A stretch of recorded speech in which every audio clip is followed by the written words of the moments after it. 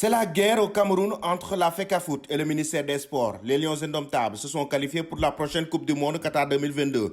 Actuellement, les primes des joueurs créent une grosse polémique dans le pays de Samuel Eto'o. La récente salve lancée par l'un des camps et les supposés détournements des primes des Lions indomptables par le ministère. Des rumeurs que demande le département des Sports depuis un certain temps. Des médias à sensation évoquent un prétendu détournement de primes des Lions indomptables seniors de football. Face à ces allégations mensongères, nous tenons à informer l'opinion publique qu'aucun problème de prime n'existe à l'heure actuelle à la sélection fanion du Cameroun comme d'ailleurs pour les autres sélections nationales de football en ce qui concerne celles relevant de la compétence du ministère des Sports et de l'Éducation physique que toutes les primes dues à ce titre ont été effectivement et intégralement payées, lit-on, à travers un communiqué. Après cela, un document a fuité sur les réseaux sociaux dévoilant le montant des primes touchées par le staff et les joueurs camerounais pour la qualification au Mondial Qatar 2022. Une somme de 19 000 € a été annoncée pour chaque joueur et 31 175 € pour le sélectionneur Rigobert Song.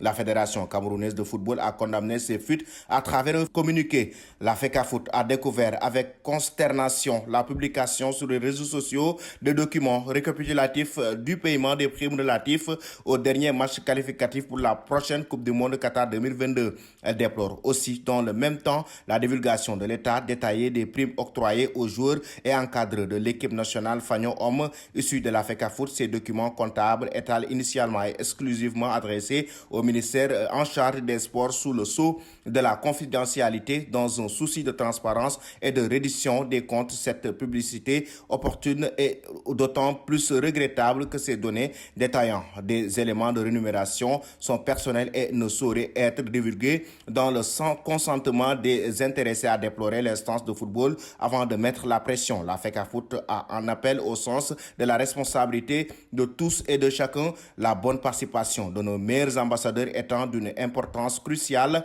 pour tenir le rang du Cameroun dans la hiérarchie mondiale des grandes nations sportives. Il ne profite à personne de prendre des initiatives hasardeuses, inconscientes et susceptibles de perturber leur préparation et de déstabiliser leur équilibre interne, conclut le communiqué. Ce qui veut dire que la guerre est donc lancée entre Samuel Eto'o et le ministère des Sports concernant les affaires de primes.